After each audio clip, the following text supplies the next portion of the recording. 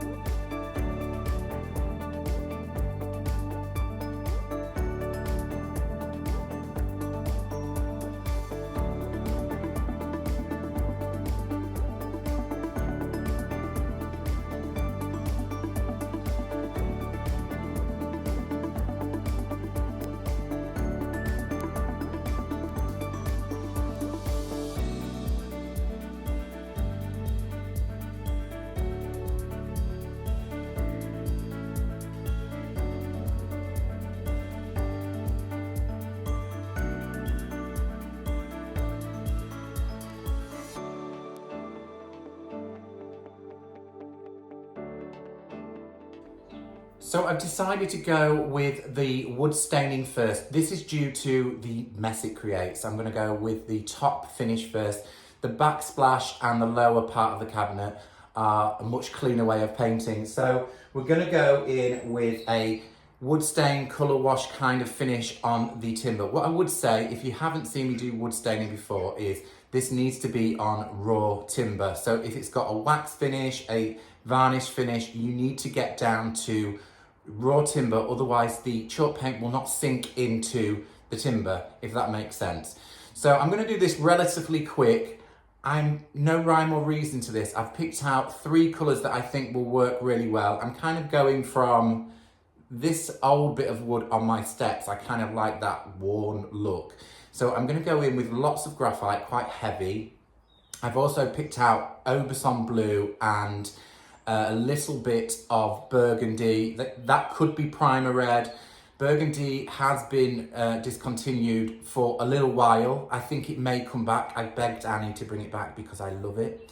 So they're the 3 colours that I'm going to go with on this surface. So lots of water, in with a brush, randomly random with the paint finish. It should all sink in beautifully.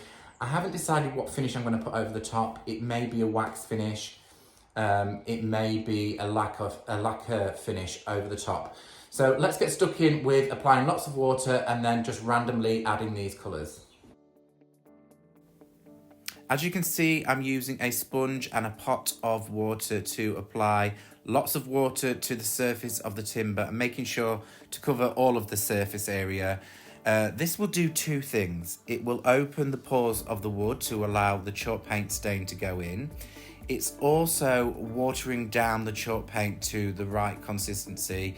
As you can see, I'm using 3 colours, Oberson blue, burgundy and Athenian black. It's creating a dark aubergine colour in a random kind of way. This is because I want a kind of mahogany dark wood stained finish. You will see when it dries, it will dry much lighter, and then we can go in with a few other products just to pep this up to make it look really rustic.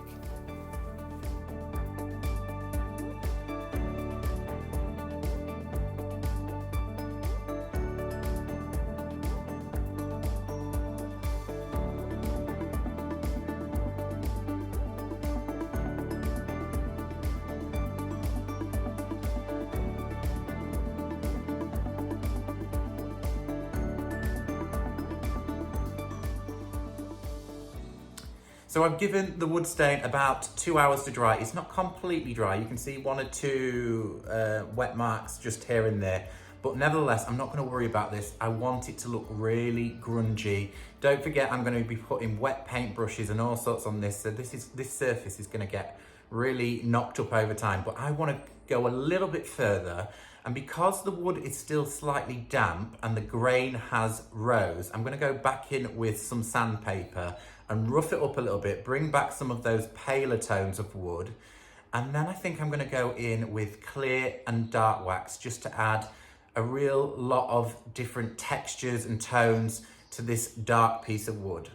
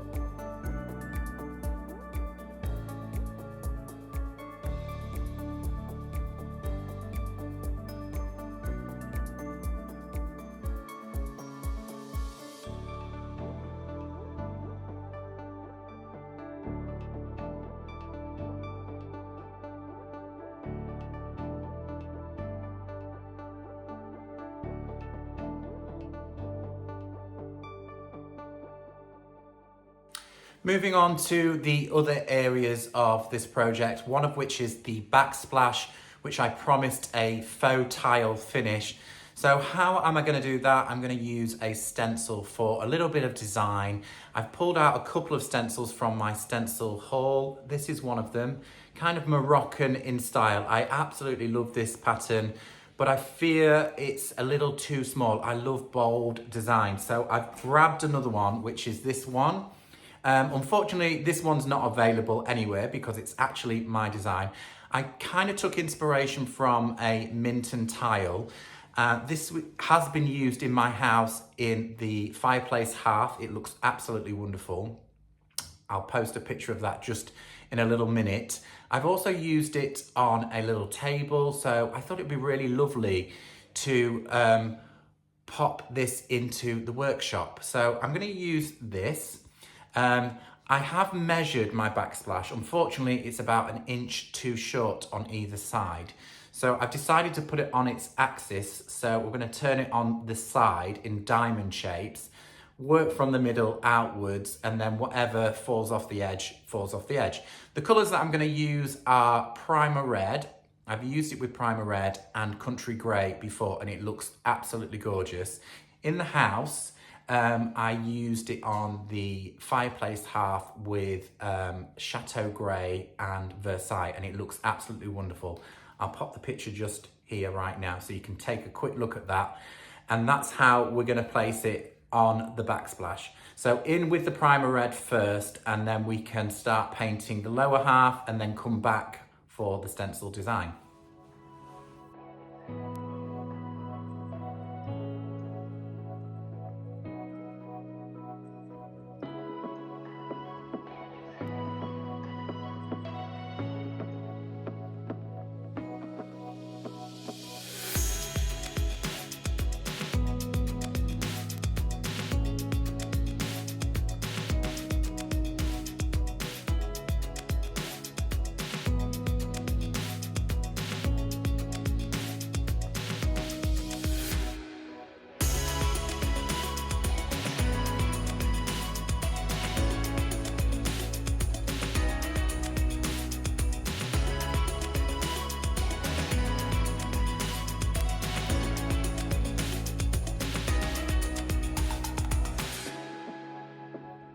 Now I'm going to focus on the lower half of this project, the cabinetry at the bottom. I'm going to give this just a flat coat of paint. I think the design at the top and the rustic wood, I think it deserves something kind of flat at the bottom. But I do want to create a colour that I've never used before, something that I really love, a vintage sort of spicy green, because I think the green will go really well with the primer red. So I've been playing around here with mixing some colours, and this one here, which way, that way, is the colour that I kind of feel will be right. It's kind of a little bit khaki, but it's a bit zesty. How I mixed that is I've used Enfleur and I've used Furl. Now Furl is just such a great colour. If you've never used Furl before, grab it, because it intermixes so well with the other greens. If you mix a little touch of Amsterdam green with Furl, it can be amazing. It's great for if you're painting some sort of landscapes in the background. You've got every shade of green if you've got Amsterdam and Furl. It's beautiful. But nevertheless, I've mixed it with Enfleur, which is kind of a bit of a reddy brown, which neutralizes it a little bit. I'm going to go more Furl to Enfleur to create this sort of vintage zesty khaki green into a pot. Like I said, a little bit more Furl. I think that's how I mixed it. I did this last night. I mixed so many colours to create this colour. There might have been a bit of Scandinavian pink in there, but we'll see.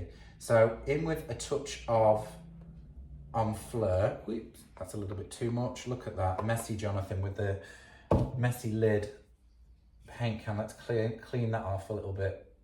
You'll all tell me off for really not pouring these well. And there we go. It's everywhere now. Can you see how messy I make my cans? Right, wipe that off. So let's mix these two together. We may need a little bit more Enfleur in there, but we'll see. I need to mix enough for the whole piece. Plus, I like to keep a little extra in a jar, just in case there's any chips or anything that I need to touch up, but probably I will paint it again before we even get to that. Yeah, that's looking really, really nice. It's just got that real lovely vintage sort of vibe to it. Do you excuse the noises? Everybody seems to be out after Christmas. We've got cars, we've got jet washing, the kids are in the garden next door. So if you hear all of the background noises, I'm really sorry. I think we might need to pop. Oh, I like it though. It's slightly different to that green. I think I'm going to go with it. I really like it. So that's what we've got. It's like a khaki green, but it's got a little bit of extra something in it. So there we go. Let's start painting the lower half.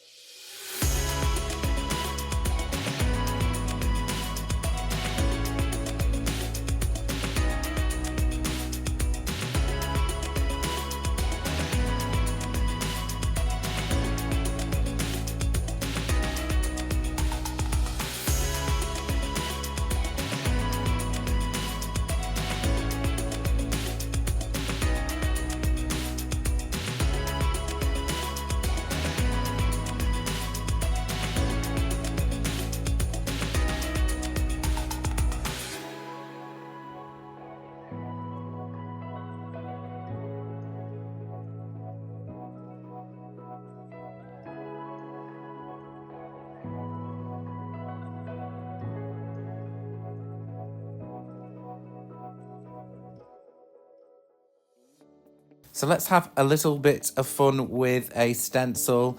The first thing that I did in creating the splashback was to find the central point of the overall aperture. and then applied a vertical line straight through the middle, which will help me place that very first stencil. I have to be honest, guys, if you're going to create something like this, I would probably do the stenciling before everything was fitted. I could have took it to pieces, but I just wanted to crack on and do this. As you can see, the stencil actually overlaps the basin. It will do around the edges as well, which sometimes stenciling can be quite difficult when you've got to fold the stencil over edges, but just take your time over it.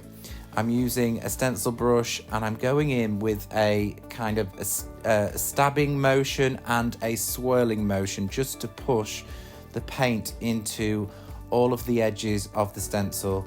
And I suppose it's just one of those things, time consuming but very worthwhile.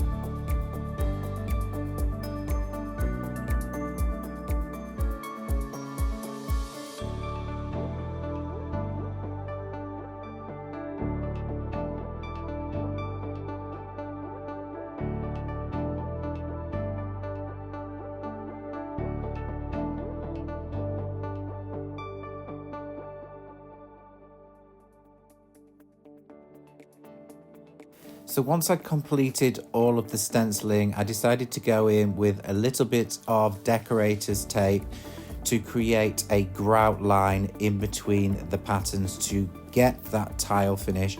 I'm just using a colour mix of country grey and enfleur to create little dark lines in between each tile.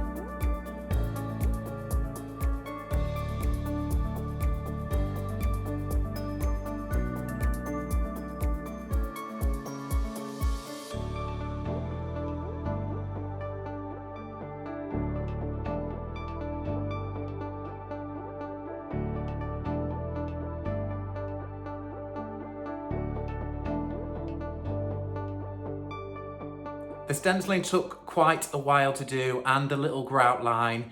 I did risk it for a biscuit, and there is a few little anomalies where you can just see here it's a slightly larger gap. I went kind of out. I could have painted over it and started again, but I'm happy with it. It will do. Like I said, I'll probably change it in 6 months, a year's time.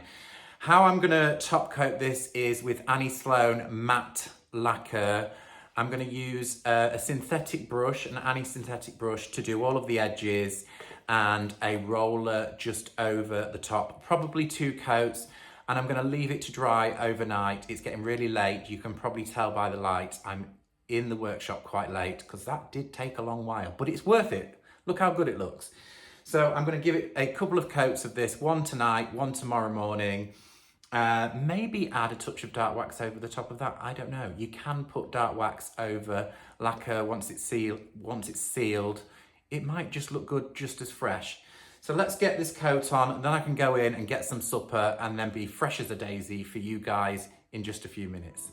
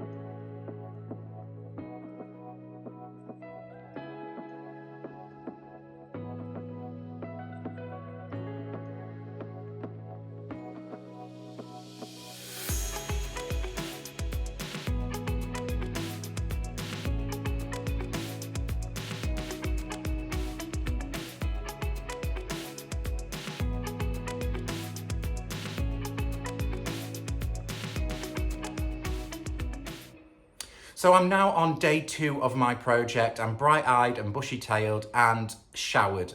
On the previous clip, yes, that was paint on my lip. I've just looked back and thought, what on earth is that? I thought it was something on the camera. It was paint. So this morning, I've got up bright and early and I've recoated the backsplash with clear matte lacquer again. So it's had 2 coats. So that should be really durable for wiping down with cleaning products, so I can remove any of the paint splatters. The lower half needs another coat of paint, and 2 coats should be enough for this. What I have decided to do, I did masking tape off into the apertures of the door frames so I could paint inwards to the cabinet. I'm not going to do that here because I know that this cabinet is going to be painted multiple times. I'm just saving myself the next time around having to sand all the edges of the doors. As long as it looks good on the surface, you perhaps wouldn't do that for something in your house, but it's just what I'm gonna do to save myself time the next time around. Handles to go on, and what else is there to do? Good old clean round, styling. Oh, and I might take you through my white sealant around the sink. I'm gonna put a little bead of white sealant around there, so catch that towards the end, and then we should be good to go. So let's crack on with the next layer of paint and get this project finished.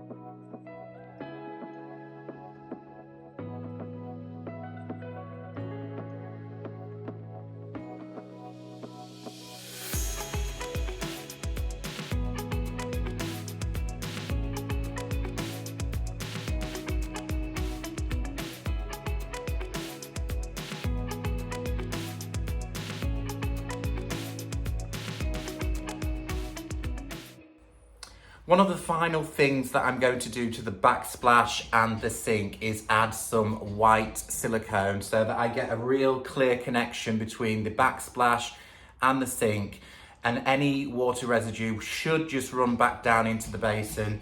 Also, it will neaten the edge up of my rough cut timber. This was marine ply, remember, so it should be all waterproof, and obviously we've got the paint and the lacquer over the top, so a nice clean connection with the silicone. I'm going to be using decorator's tape to achieve that. I'm going to apply a little bit of tape to the top half on the backsplash and a little bit to the basin, and then push the silicone in, and you should end up with a really neat edge.